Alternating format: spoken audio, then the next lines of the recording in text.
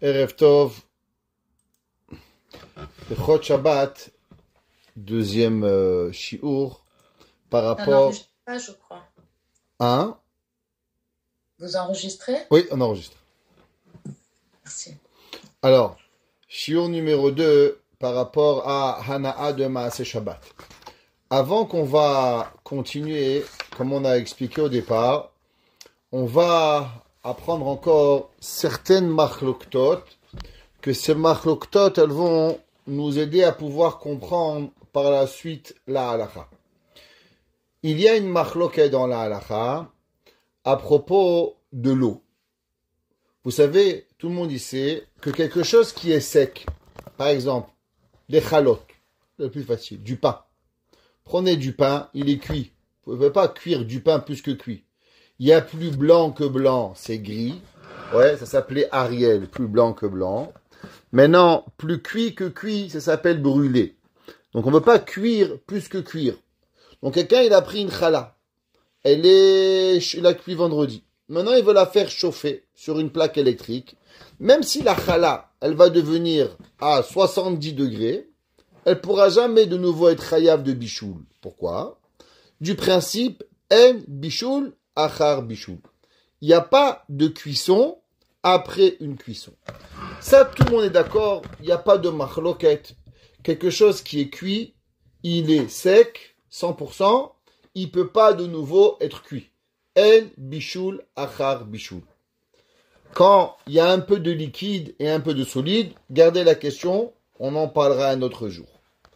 Maintenant, on va parler d'une question. Est-ce que du liquide, il est comme du solide? Et que à partir du moment où on a cuit un liquide, alors automatiquement, en bichoul, achar bichoul dans les liquides? Ou bien non? Les liquides, tu as cuit de l'eau vendredi, tu cuis de l'eau Shabbat, t'es chayav de bichoul. C'est quoi la halakha du liquide? Il y a une machloket rishonim. Il y a certaines rishonim, entre autres le Rashba, qui dit que en bichoul achar bichoul afilu belach. Il n'y a pas de cuisson après une cuisson, même à travers les liquides. L'opinion du Rashba est que si une personne, elle a cuit vendredi ou jeudi un liquide, alors Shabbat, il n'y a plus de Issour Bichoul. En tout cas, Minatora. Pourquoi? À cause que En Bichoul, Achar Bichoul.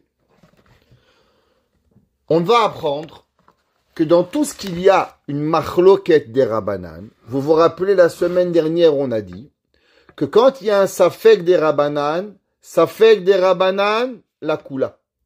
Alors à partir du moment où il y a une machloket dans la halakha, si quelque chose il a déjà été ouvert à un issour, et si maintenant on n'est même pas sûr s'il y a un issour, ce qui va me donner un safek des Rabbanan, alors automatiquement il n'y aura pas d'interdiction d'utiliser ce produit qui a été utilisé pendant Shabbat. Par exemple, on va prendre un liquide.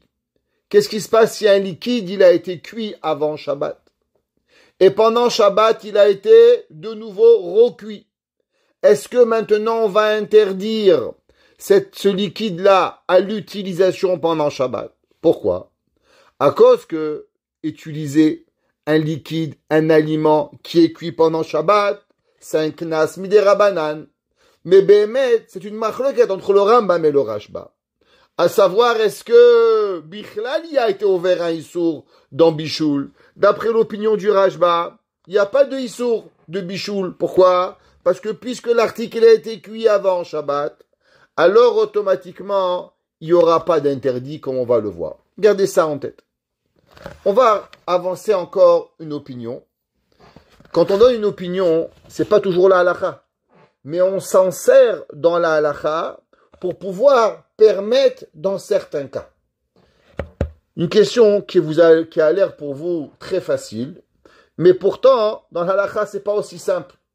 Est-ce qu'il y a un interdit de bichoul dans un liquide? Pourquoi? Le principe de bichoul, c'est la transformation. Je prends un objet et je transforme. Exemple, je prends un morceau de viande crue, je le cuis. Je prends du fer, je le fais fondre. Donc je fais une transformation dans l'article. Et quand je fais une transformation dans l'article, automatiquement j'ai fait la melacha de bichoul. Donc la melacha de bichoul, par définition, c'est une melacha, quelque chose qui a transformé un article. Si on suit ce principe, je vous demande une question. Est-ce qu'il y a un interdit de cuisiner de l'eau? Prenez de l'eau, prenez un verre d'eau froide, vous le chauffez et vous le refroidissez. Qu'est-ce qui a été transformé dans l'eau froide? L'eau froide, elle n'a eu aucun changement. À partir du moment où elle n'a eu aucun changement, il y a des poskim. Attention, n'allez pas le faire pendant Shabbat. J'ai pas permis.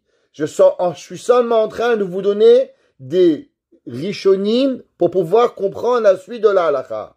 Il y a des poskim qui pensent comme quoi il n'y a pas d'interdit de bichoul minatora sur de l'eau. Pourquoi? Du fait que l'eau, elle n'est pas transformée. C'est la même verre d'eau avant, après et encore après. Ça veut dire j'ai de l'eau froide, j'ai de l'eau chaude, j'ai de l'eau froide. Il n'y a eu aucune transformation dans de l'eau. Il y a des rishonim qui pensent, et c'est mouva dans le biur halacha, qu'il n'y a pas de issour bichoul dans de l'eau. Deuxième halacha qu'on va apprendre aujourd'hui, qu'il y en a qui apprennent qu'il n'y a pas de issour bichoul dans l'eau. Ok, on met ça de côté.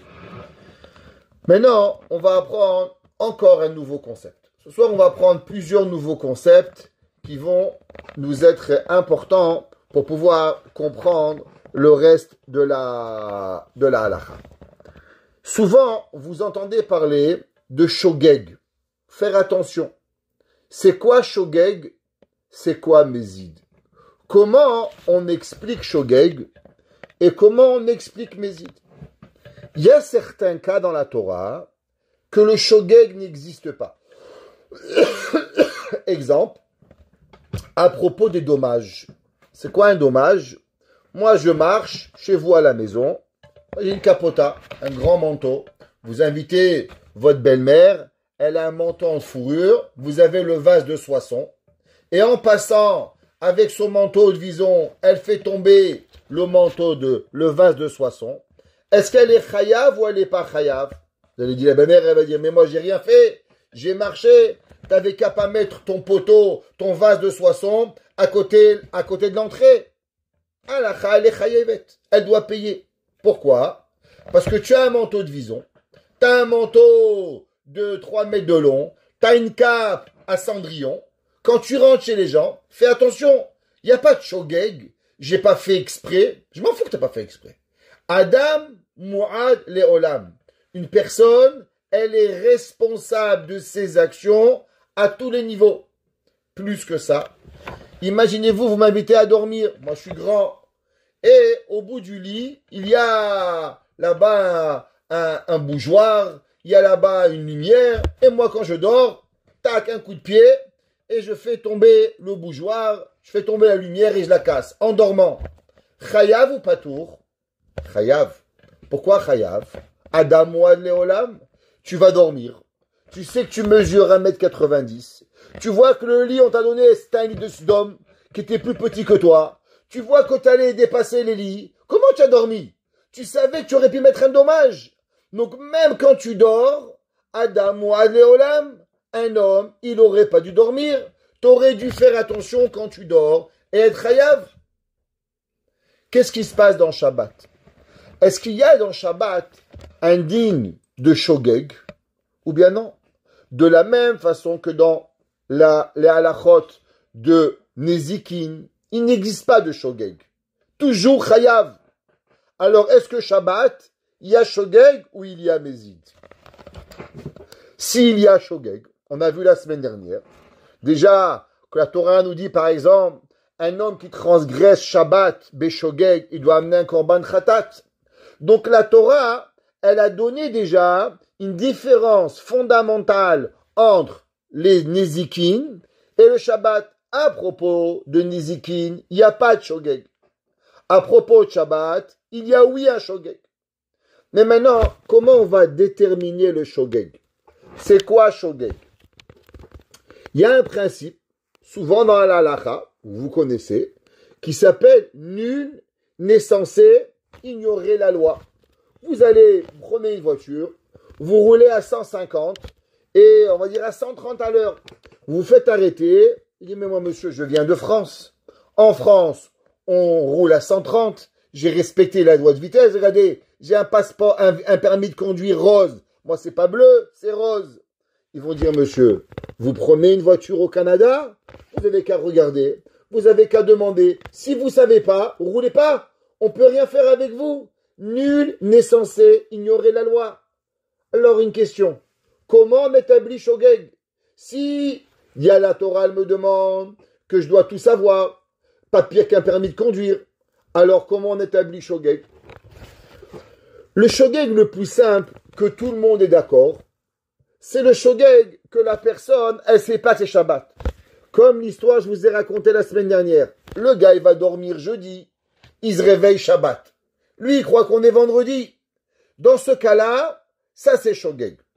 Le shogeg que tout le monde est d'accord, qu'il amène un korban, c'est quand quelqu'un, il a fait une melacha en pensant qu'il était mardi. Il pense que c'était vendredi. Il pense que c'était dimanche. Le pauvre est devenu Alzheimer. Il ne se rappelle pas. Qu'est-ce que c'était? Là, il est shogeg. Qu'est-ce qui se passe si quelqu'un, il a oublié une halakha? On ne va pas dire quelqu'un qui ne connaissait pas la halakha. Parce que quelqu'un qui ne connaissait pas la halakha, on va mettre ça de côté. Maintenant, qu'est-ce qui se passe si quelqu'un, il ne connaît pas la halakha? Lui, il connaissait la halakha, mais il a oublié. Il a oublié. Qu'est-ce qui se passe si quelqu'un, il a fait une halakha et pourtant il a oublié la halakha? Est-ce que ça s'appelle transgresser Shabbat Beshogeg?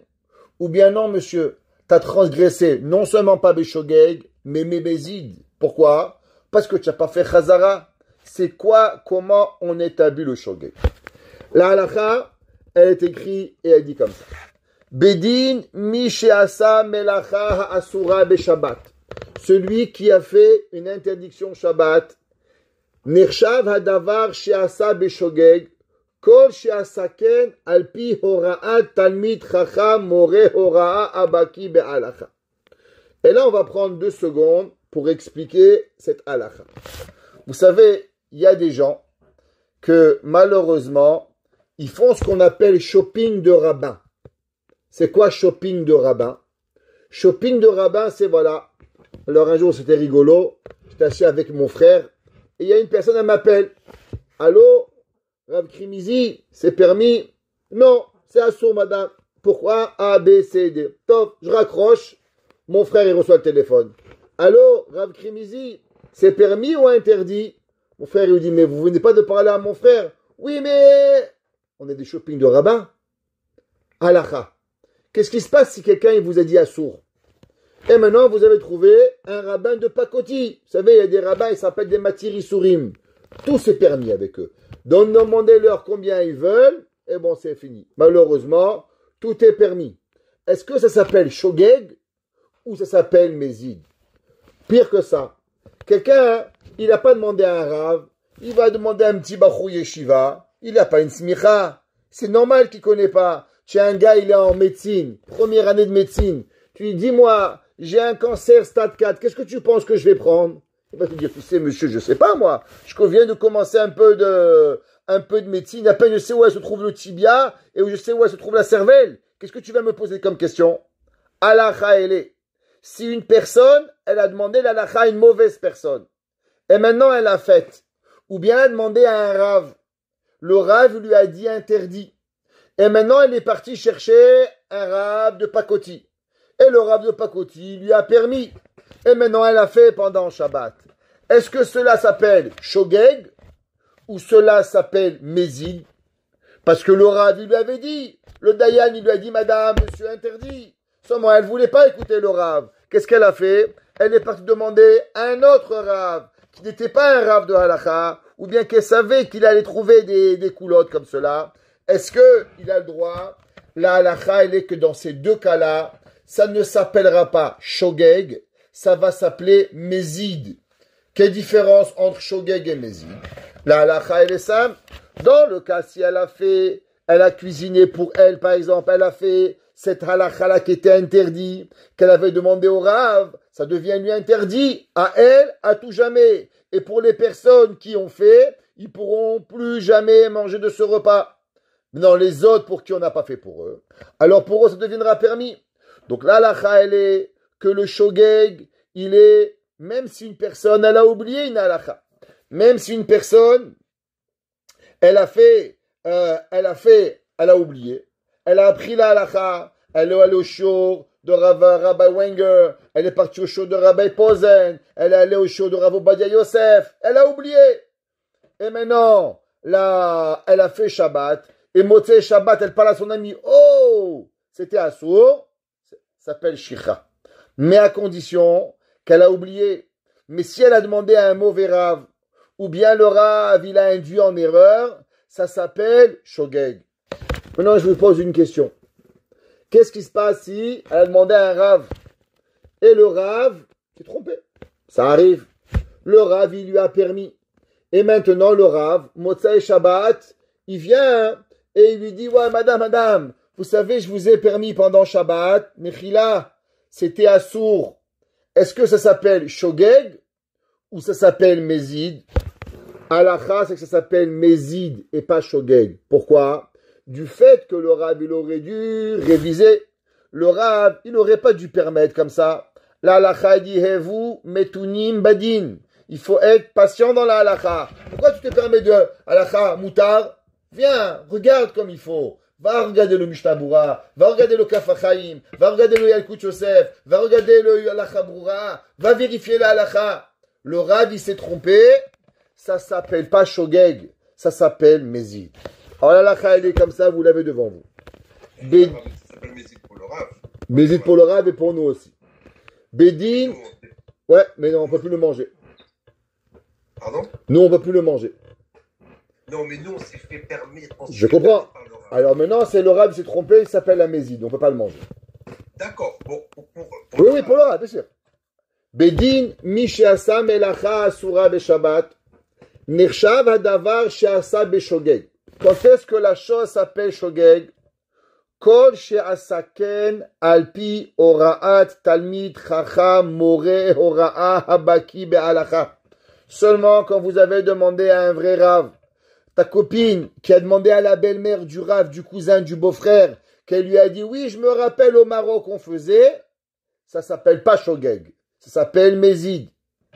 Oh, besha'a she'asa melacha, shachach shayom Shabbat.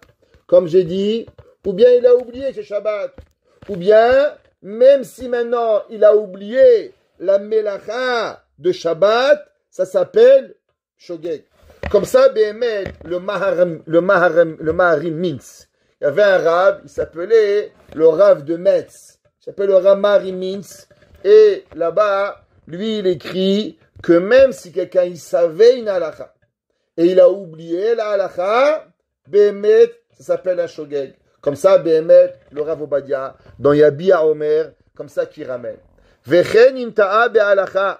ועשה מלאכה שלא ידע שעשו מן התורה לעשותה, נחשב בשבת, לעשותה בשבת, נחשב הדבר לשוגג. Maintenant, si quelqu'un il s'est trompé, ouais, dans une melacha, et il savait pas que c'était assour, et il pensait que c'était permis, et maintenant il a mal compris, il a mal lu, il n'a pas demandé, alors ça s'appelle Béhémet aussi un shogeg, à cause qu'il a mal fait la halakha. D'accord? Maintenant, par rapport à ce qu'on a dit, que si quelqu'un, il pensait que c'était permis, ouais, il a fait la halakha, alors on a le Ramban. Je vous ai dit que le Ramban, la halakha c'était assour. Qui c'est qui dit ça? Il s'appelle le Ramban. Juste pour expliquer, le Ramban Nachmanide, il a écrit plusieurs livres. Il a écrit le commentaire Rambam, Rabbinu Moshe ben Nachman. Il a écrit un commentaire sur tout le Talmud, beaucoup des Masertot. il a écrit un livre sur le Sefer HaMitzvot, qui est dans le Rambam, et il a écrit un livre qui a été écrit sur le Rif. On va expliquer un petit peu. Il y avait au Xe siècle, il y avait un grand rave qui s'appelait Rabbeinu Yitzhak Elfassi.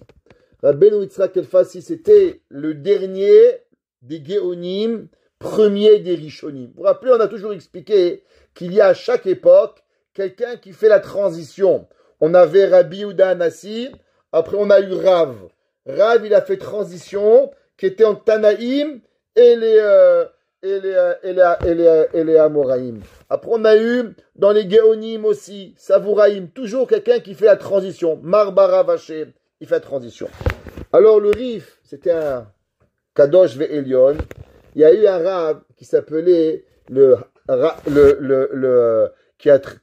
qui a discuté sur le Rif dans la Halacha, malgré, ça s'appelle le Baal HaMaor, Rabbeinu Zecharia Halevi, qui était très jeune.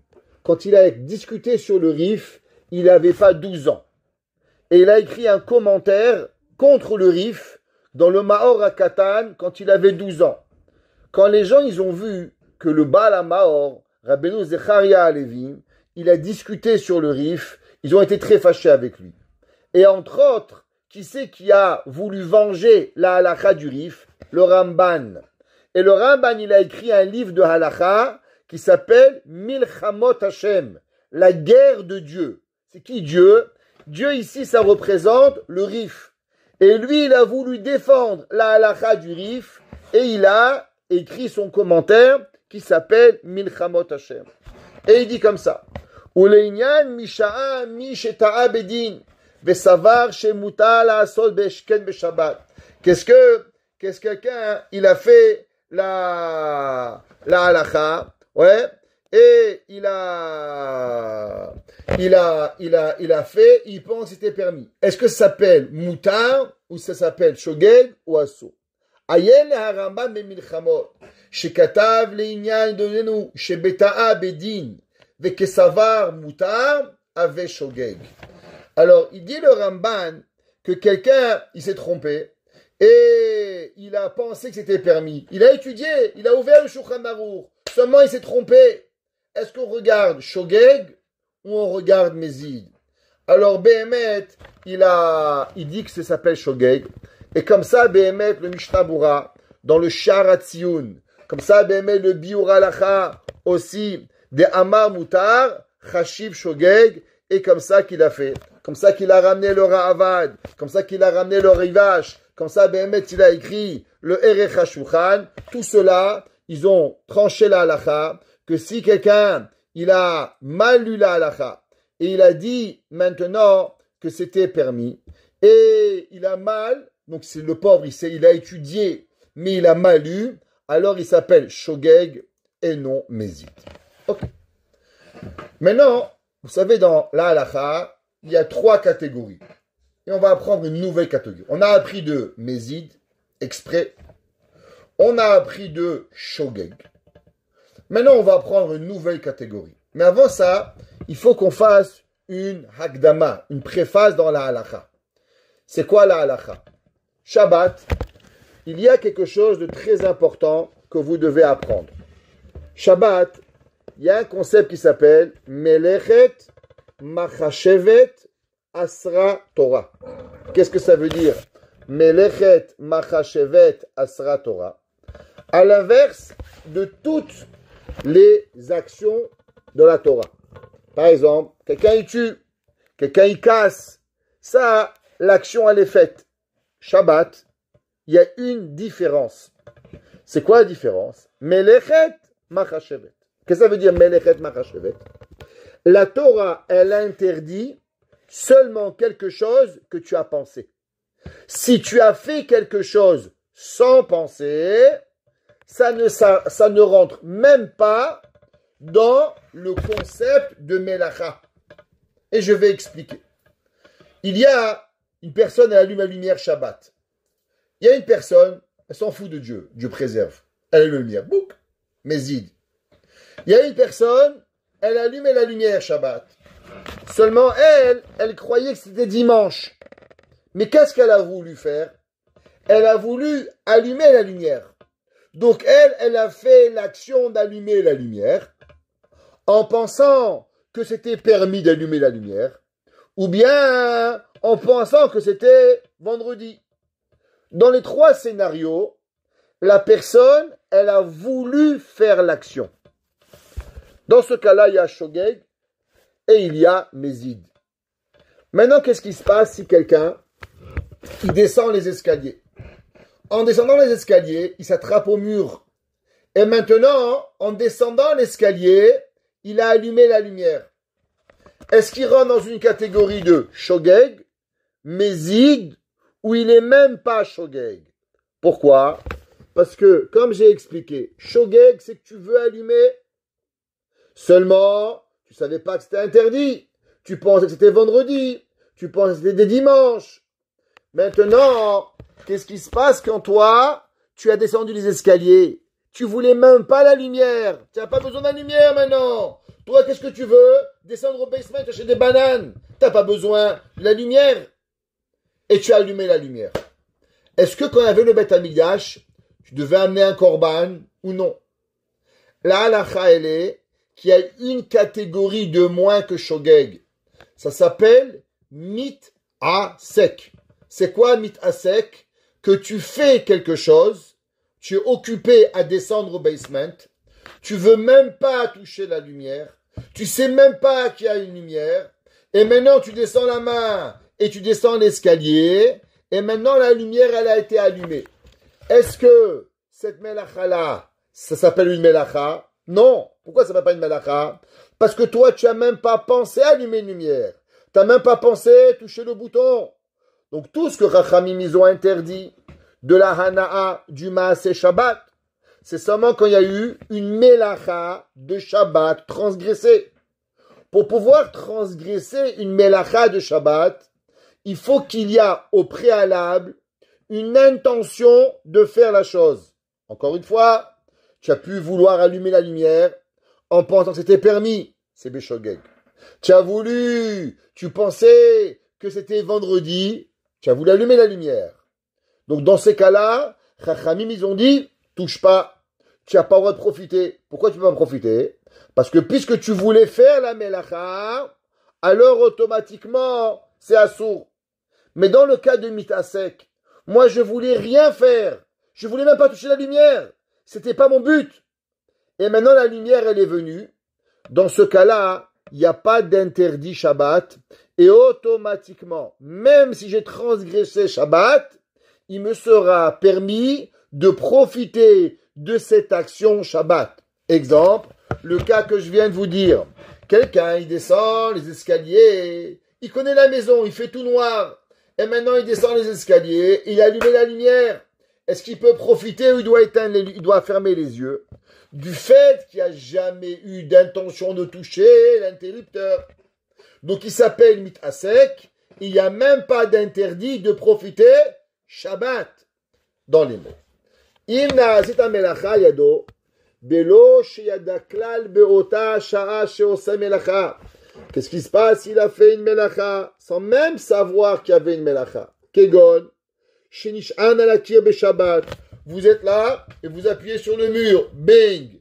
Et maintenant, la lumière est allumée. Velo samlibo shiesham meteg ala chashmal. Et tu savais pas qu'il y avait là-bas un interrupteur. Et à cause de ça, la lumière s'est allumée. Mutar lehenot meorze beshabbat. Maintenant, non seulement tu peux utiliser la lumière après Shabbat, mais même utiliser la lumière pendant Shabbat. Pourquoi? Parce que tout ce que Chachamim ils ont interdit, c'est Shogeg et Mézid. Mais il y a encore une catégorie plus bas. Comment elle s'appelle? Vous l'avez ici. Mit asek. En beoto maase melechet machashevet. Il n'y a pas dans l'action d'un travail pensé. C'est quoi un travail? Un travail, c'est ce que Chachamim ont déterminé comme un travail, mais aussi il faut penser à vouloir le faire. Veko sheken, im nitkal bederech hilucho. Qu'est-ce qui se passe si quelqu'un il est tombé? Et en tombant, il a mis la main et il a allumé la lumière. ben vous avez le droit de profiter de la lumière. Pourquoi? Parce qu'on n'a pas peur que la semaine prochaine, tu vas tomber sur la parterre pour pouvoir allumer une lumière. Il n'y a pas un gars comme ça qui va penser. Maintenant, qu'est-ce qui se passe si quelqu'un, il avait une casserole? Écoutez bien, c'est halakha, très intéressante.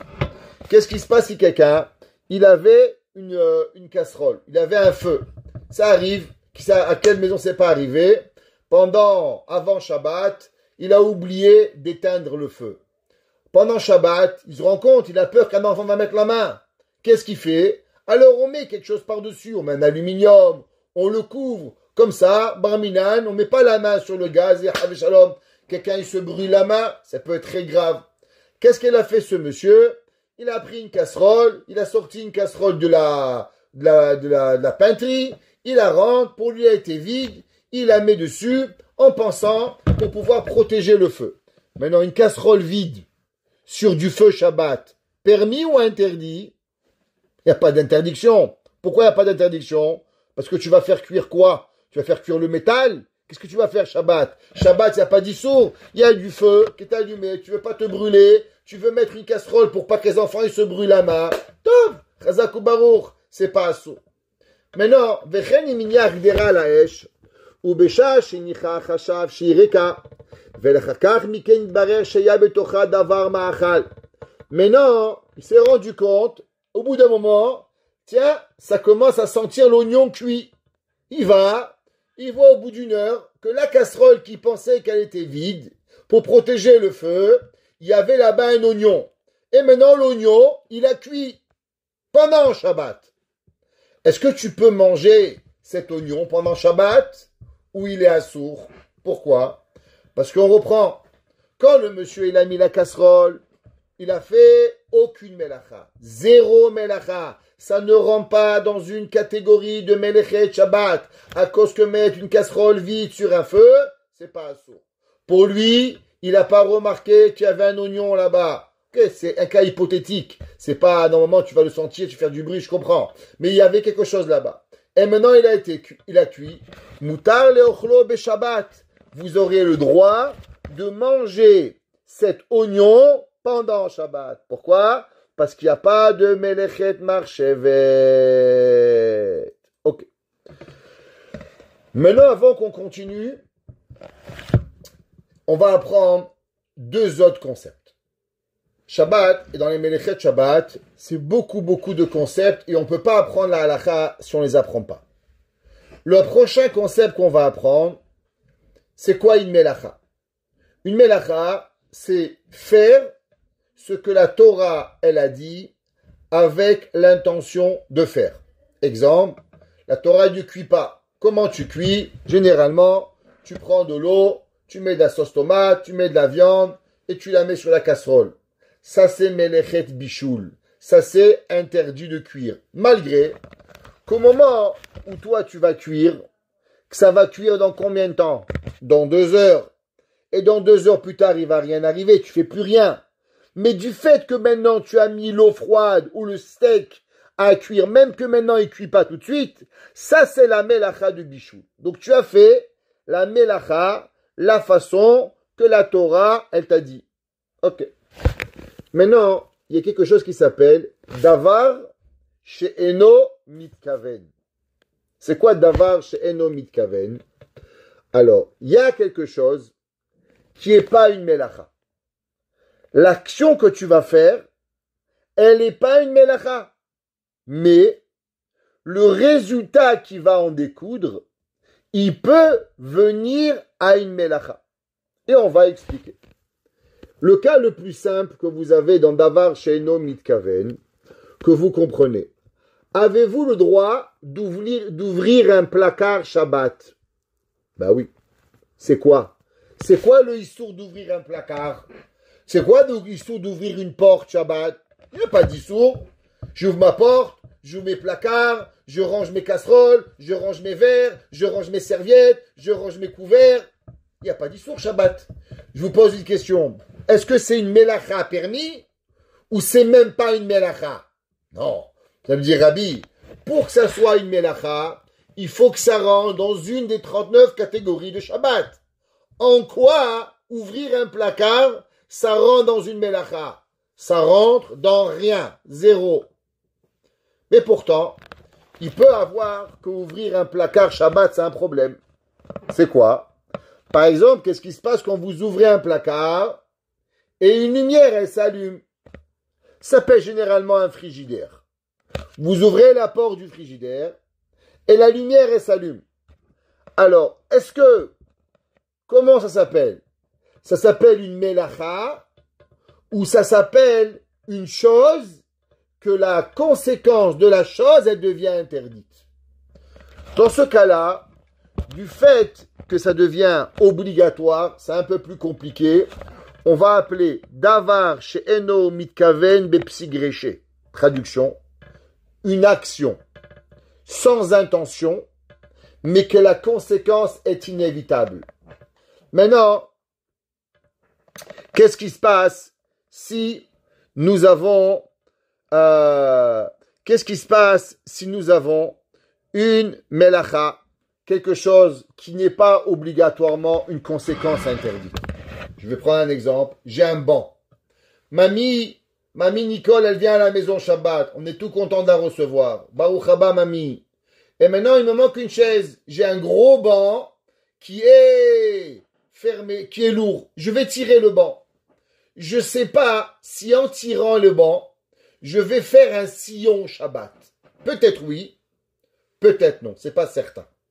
Ça s'appelle davar. Tirer un banc, c'est pas interdit. Vous pouvez tirer une chaise à la maison toute la journée, ça vous fait plaisir de bouger une chaise, c'est pas une melacha. Ça rentre dans aucune des melachot de Shabbat. Donc ça s'appelle davar, parce que c'est pas une melacha, c'est pas une kavana, c'est pas certain, permis ou interdit. Il y a une machloket dans la halacha entre Rabbi Yehuda et Rabbi Shimon. Cette machloket là, elle est dans toute la Torah. Je vous ai plein d'exemples qui arrivent dans Davar She'eno Mitkaven. C'est aussi dans Shabbat, mais en vérité, elle est dans plein de halachot. Exemple, avez-vous le droit d'essayer un costume où il y a peut-être du shatnez? Plus que ça, avez-vous le droit d'essayer un costume que vous savez qu'il y a du shatnez? Seulement, vous allez l'enlever après. Mais maintenant, vous voulez savoir si c'est votre taille. Vous savez pas, vous avez pris quelques kilos, Baruch Hashem, après Pessah, et maintenant votre fille, elle se marie, ben Mazal Tov, et vous voulez savoir, vous faites du 52 ou du 78. Vous savez plus où vous en êtes dans les tailles, Baruch Hashem. Alors maintenant, vous voulez essayer le costume. Vous savez, Hugo Boss, il y a du shatnez. Seulement, le but de ce que vous allez faire maintenant, c'est pas de mettre le costume, c'est d'essayer le costume. Davar, she'eno mitkaven. Je suis pas mitkaven à la levisha. Je veux seulement voir la taille. Rabbi Yehuda dit c'est assour. Rabbi Shimon dit que c'est permis. Dans Shabbat, je tire le banc. Je suis pas sûr de faire la melacha de Choresh. Permis ou interdit. La halacha, elle est qu'on est posek comme Rabbi Shimon. Davar she'eno mitkaven mutar. Quelque chose, une action qui n'est pas une melacha. Même si par la suite, malheureusement, il y a eu une conséquence interdite, par exemple, le banc était plus lourd que je croyais, ou bien il avait plu la veille, et maintenant j'ai fait un sillon, mais c'était pas sûr, ça devient moutard, c'est pas assour. Pourquoi? Parce qu'on est possède comme Rabbi Shimon, davar she'eno mitkaven moutard. Pourquoi? Toujours le même principe. Rabbi Shimon, il dit qu'on a appris dans la halacha, que pour qu'une melacha dans Shabbat, elle vienne, il faut que ce soit un melechet mahashevet. D'abord, il faut que ce soit une melacha. Ici, ça a commencé avec davar, avec un principe de tirer un banc. Et puisque c'était pas une corrélation existante entre le banc et la melacha, c'est pour cela que ça n'est pas interdit. Maintenant, allons voir ici. Aval mitkaven la'asot beShabbat Maase Mesuya. Qu'est-ce qui se passe si quelqu'un, il voulait faire une action, un davar, shelo tease beasiyat oto maase, qui pensait pas que ça allait arriver une melacha avec cette action. Exemple, moi j'avais un frigidaire. Je suis sûr que j'avais éteint la lumière dans le frigidaire. J'avais demandé à ma femme avant Shabbat. Allô, princesse, est-ce que tu as allumé, t'as fermé? Oui, oui, j'ai fermé la lumière. Tov. Et maintenant, j'ouvre le frigidaire. Bang! Le scotch, il est tombé. Je sais pas ce qui est arrivé. Est-ce que maintenant je peux me servir du frigidaire? J'ai fait une melacha. Mais, j'ai commencé par ouvrir un frigidaire. Ouvrir un frigidaire, c'est quoi? C'est un davar chez un mitkaven. C'est pas une melacha. Ça n'a pas commencé avec un travail. Ça a commencé avec quelque chose de permis. Ve'uvrar lo leachar miken she'asa melacha. Ve'kegon shinkaven lachtoch hasavim. Ve'haya savour she'em telushim. Qu'est-ce qui se passe? Il a, à la maison chez lui, il vit dans la jungle. Et là-bas, il voit des bananes. Il croit que les bananes, elles sont déjà coupées de l'arbre. Et maintenant, il commence à couper les bananes. Et en fin de compte, qu'est-ce qu'il se rend compte? Que les bananes, elles étaient encore accrochées au bananier. Il voit de la menthe. Il croyait que la menthe, elle était déjà déracinée du parterre. Mais maintenant, la menthe a été posée sur la table, c'est vrai, mais elle était encore collée au parterre. C'est une menthe grimpante. Alors maintenant, il pensait faire quelque chose de permis. Et il a fait maintenant quelque chose de interdit. Comment on regarde cela? Est-ce qu'on regarde cela comme quelque chose qui s'appelle Davar She'eino Mitkaven et automatiquement ça va être permis ou bien c'est assourd? Ve'ilbarer shayu mechubarim לדעת כמה אחרונים דינו כדין עושה מלאכה האסורה מן התורה בשבת. Beaucoup de décisionnaires halachiques, ils disent qu'on regarde cela comme quelque chose qui est interdit et qui est une melacha beshogeg. Ve'asur lehenot meoto davar ad motzai Shabbat. Il dit c'est vrai. Puisque maintenant, toi tu savais pas, tu as mal calculé, ouais, mais puisque maintenant tu l'as pas fait, alors automatiquement il devient une melacha Shabbat et malheureusement ça a été assourd. Bémet, comme ça qu'il a écrit le Rabbi Akiba Eger.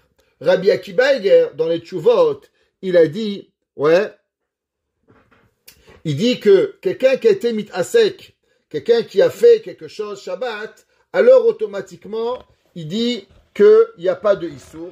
Mais quand ça a commencé un davar chez un mitkaven, et par la suite, c'est arrivé à une melacha, automatiquement, ça devient assour pendant Shabbat.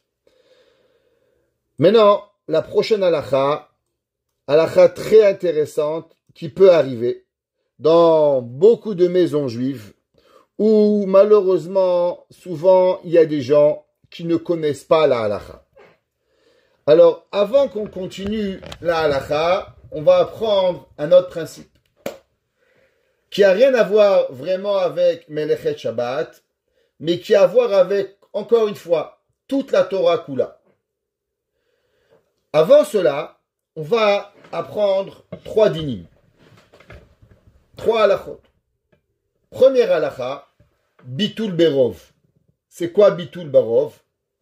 Quand il y a, par exemple, un petit morceau de viande pas cachère qui tombe dans 2 morceaux de viande cachère. C'est quoi la halakha? La halakha, vous pouvez manger les 3 morceaux. Pas en même temps. Vous mangez 2, vous mangez 1. Pour les séfarades, vous mangez les 3. Les ashkenazim, un il mange 1, un il mange 2. Comme ça, on est sûr que la même personne, elle n'a pas mangé l'interdit. Bitul Berov. Il y a un peu de jus de poulet. Votre voisin, en haut, il a un barbecue. Et il a un trou. Et maintenant, vous avez votre soupe qui chauffe à l'extérieur. La soupe au poulet. Et maintenant, il y a du poulet pas cachère, tac, qui est tombé dans votre soupe. Tout s'est mélangé. Qu'est-ce qui arrive? Batel Berov. Bon appétit, tu peux tout manger. Pourquoi? Un peu de pas cachère. Dans beaucoup de cachère, Mazal Tov, tu peux manger. Bitul Berov. Il y en a, dans certains cas, c'est plus que ça. Qu'est-ce qu'il faut? Il faut Batel Beshishim. C'est quoi Batel Beshishim? Il faut pas seulement 1 dans 2. Il faut qu'il y a 1 dans 60. C'est quand qu'il faut 1 an 60. La halakha, elle est quand, par exemple, c'est pas le même goût. Toi, tu faisais une soupe de poulet. En haut, lui faisait grillade de hamburger. Barminan. C'est du ham.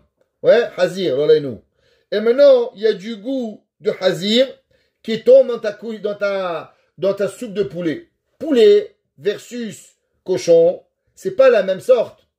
Combien il faut qu'il y a de plus de soupe de poulet pour pouvoir permettre le morceau ou le goût d'interdit 60 fois.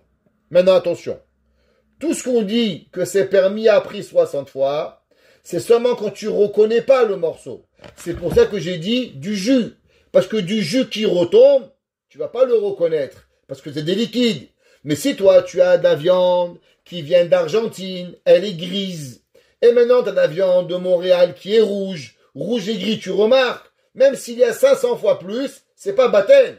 Un c'est rouge, un c'est gris. S'il y a du poulet et de la viande, un c'est blanc, un c'est rouge, il n'y a pas de baptême. Pourquoi? Parce que tu le vois. Quand tu vois quelque chose, il n'existe pas du din de bitou. Donc il y a maintenant le din qui arrive que s'appelle Batel Be-Shishim. Maintenant il y a quelque chose qui est encore, même qui a Shishim, même qui a 100, même qui a 200, c'est pas permis. Jamais. Ça s'appelle Davar Sheyesh Matirim. C'est quoi Davar Sheyesh Bo Matirim? Je vais expliquer. Qu'est-ce qui se passe s'il y a un œuf? Ouais. Un œuf qui est né pendant Yom Tov. Cet œuf-là, il est assourd d'être mangé pendant Yom Tov. Betzash Noldabi Yom Tov. Tout le monde y connaît. Un œuf qui est né pendant Yom Tov, on n'a pas le droit de le consommer pendant Yom Tov. Pourquoi? Plusieurs choses à cause de Hachana, à cause de préparation, Xera Yom Tov après Shabbat. Tov, on ne va pas rentrer maintenant dans la halakha. Maintenant, qu'est-ce qui se passe si vous avez pris l'œuf, vous l'avez mis de côté? La poule, elle a fait les œufs, pas les téléphilosophes, elle a fait les œufs. Et maintenant, vous avez mis de côté pour qu'il ne se casse pas. L'œuf était mouktsé, votre fils il a donné, vous lui avez dit, mon fils, mets-le de côté. Vous l'avez posé là-bas, après quelqu'un l'avait touché pour pas qu'il se mélange. Votre femme, gentiment, elle voit un œuf sur la sifria. Elle dit, mais qu'est-ce qu'il fait cet œuf-là? Elle prend l'œuf, elle le met dans un sac qui avait 1000 œufs. Il y avait 1000 œufs. Pas rov, pas chichim, il y avait 1000. Maintenant, toi, tu viens, tu dis, hé, Simcha, Yocheve, Dina, il est où l'œuf? Oh, tu me laissais un œuf sur la sifria, je l'ai mis avec les autres 1000 œufs. Halakha, les 1000 œufs sont interdits à la consommation. Pourquoi ils sont interdits à la consommation? Parce que, puisque tu veux te servir du bitoul, c'est quoi bitoul? Tu veux te servir de la halakha, d'anéantir quelque chose pour permettre. Quelque part, c'est vrai que la Torah, elle a permis le bitoul, rov ou shishim, mais on est d'accord que quelque part, on va manger de l'interdit. Chachamim, ils disent, quand est-ce qu'on a le droit de se servir du bitoul? Quand, si j'utilise pas le bitoul, alors tout va devenir interdit. Et malheureusement, il va y avoir du batashrit. Mais maintenant, qu'est-ce qui se passe s'il y a un moyen de permettre tout sans bitoul? Exemple, pourquoi tu veux permettre l'œuf pendant Yom Tov? Viens, on va attendre Motza et Yom Tov. Et maintenant, Motza et Yom Tov, tout est permis sans bitoul. Davar sheyesh bo matirim. Chachamim, ils viennent et ils disent, pourquoi tu veux que je te permets un interdit quand il va y avoir une possibilité que tu vas manger tout permis? T'as tellement besoin de manger un œuf maintenant. Attends ce soir. Ça va, tu feras 2 omelettes, pas une, 2 omelettes ce soir, avec même une femmelette si tu as envie. Et là-bas, tu vas manger Motza et Yom Tov, et tu vas manger tous tes œufs sans bitoul. Davar, sheyesh lo matirim. La halakha, elle est afilu be'elef lo batil. Même s'il y a 1000, c'est pas permis.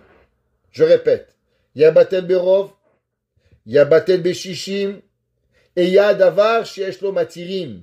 Afilu be'elef lo batil.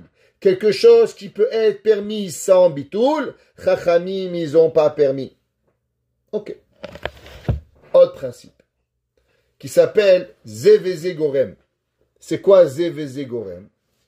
Qu'est-ce qui se passe quand quelque chose, il y a de l'interdit et il y a du permis?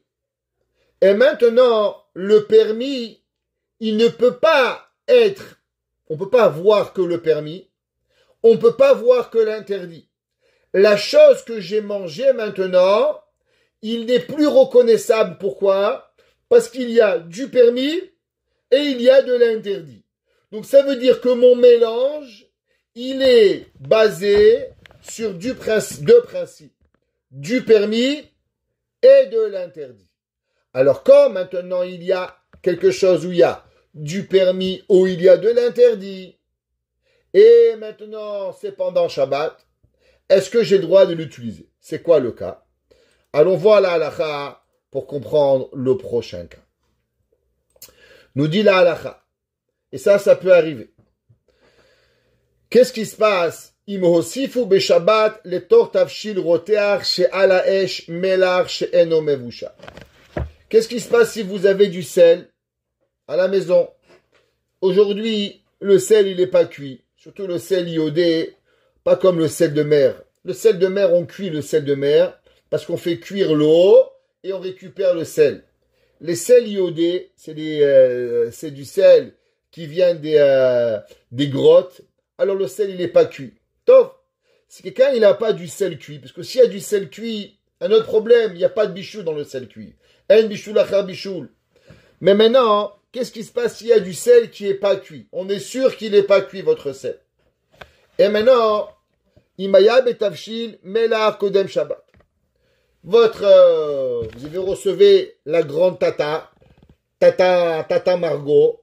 Elle arrive à la maison, Shabbat matin, elle dit, elle est bonne, tadafina. Elle goûte, mais il manque du sel. Et maintenant, elle te rajoute du sel dans ta casserole Shabbat. Tata Margot, qu'est-ce que tu m'as fait? Maintenant, tu m'as mis du sel dans ma dafina. Et le sel, ça cuit. Est-ce que j'ai le droit de manger ma dafina, mon couscous ou mon kugel, ce que vous avez envie? Maintenant, il y a du sel et le manger, il va cuire et le sel va cuire pendant Shabbat. Alors, la elle va être partagée en deux. Imaya betavshil melach kodem Shabbat. Si par exemple, Tata Margot, elle a dit, ah, frère, ouais, Sylvie, tu te manques du sel. Donc elle a rajouté du sel. Quand maintenant le sel, il va être là-bas. Qu'est-ce qui va se passer? Il y avait du sel avant Shabbat. Et il y avait du sel maintenant pendant Shabbat. Donc l'aliment, il est mangeable, il est meilleur à la consommation. Pourquoi? Seulement à cause du sel qui a été cuit pendant Shabbat? Non. Parce qu'il y avait les deux sels. Il y avait le sel que tu as mis avant Shabbat. Et il y a le sel que maintenant elle a mis pendant Shabbat. Ouais. Maintenant, qu'est-ce qui se passe? Il y a la majorité du manger qui est permis. Donc j'ai un rov. Et j'ai aussi zeveze gorem. J'ai aussi le principe que les deux aliments ensemble, c'est eux qui me permettent. Afalpi sheaya asur le aussi fotavshi. La halakha, elle est que malgré qu'on a interdit de faire cela. Mikol makom lo nesar atavshil mechamatken. Si Tata Margot, elle a rajouté le sel, vous pouvez quand même manger. Vous jetez pas le manger. Si vous l'appelez le Rav, alors Rabbi, voilà, il m'est arrivé ça, qu'est-ce que je fais? Bon appétit. Ou mutar lechol be Shabbat.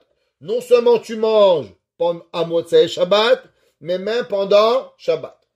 Mais non, ça c'est seulement si elle savait pas la halakha, ou bien si Tata Margot, elle est les Shabbat de Pharesia, elle sait que c'est interdit, mais elle s'en fout.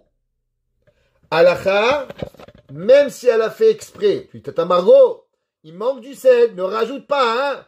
Ok ma fille, ok, tu tournes le dos, et trac, elle t'a mis le sel là-bas, elle a fait bémézide, malgré cela, c'est permis.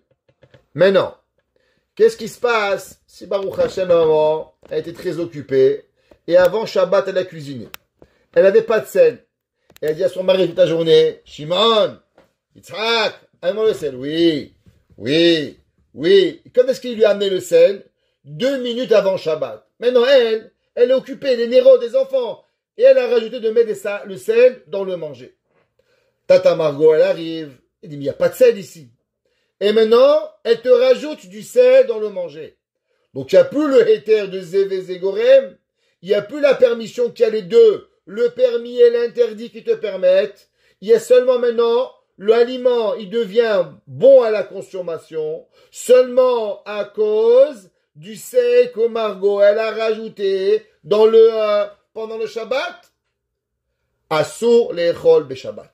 Cet aliment-là, il devient interdit à la consommation avant Shabbat. Donc je répète, s'il y avait déjà du sel avant Shabbat, la casserole elle est permise à la consommation.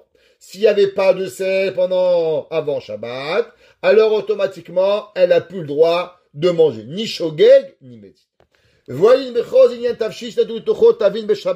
Pareil, si il manquait du poivre. Tata Frecha, elle a dit, qu'est-ce que c'est ça? Tu cuisines sans poivre? Trac, et t'as mis du poivre là-bas dans la casserole. Ouais. Alors, la réponse, elle est la même. S'il y avait du poivre avant Shabbat, top, permis. S'il n'y avait pas de poivre avant Shabbat, ça devient assour.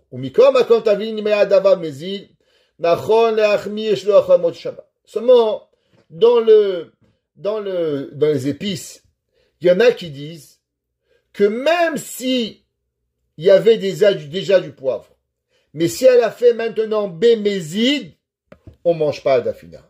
Il y en a qui disent c'est mieux d'être mahmir. Dans le sel, c'est moins grave, mais les épices, c'est plus grave, et il y a. Maintenant, qu'est-ce qui se passe si vous avez bar mitzvah de votre fils? Il y a 200 personnes qui vous attendent, Baruch Hashem, et il y a Tata Margot, elle est venue, elle a rajouté le poivre, et maintenant tu vas pas avoir la chouma de ta vie de pas servir à manger, tu es très angoissé, Bédiavad, on peut permettre. D'accord?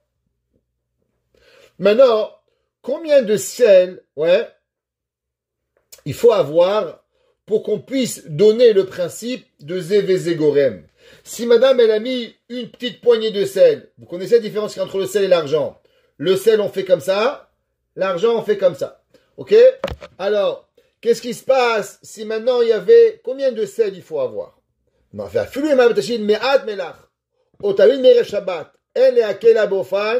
שהמלח שהוסיפו עתה אין בו כדי לתת טעם בתבשיל ללא מלח שהיה בו קודם השבת. Il dit comme ça. Qu'est-ce qui se passe si maintenant vous avez mis une goutte de sel?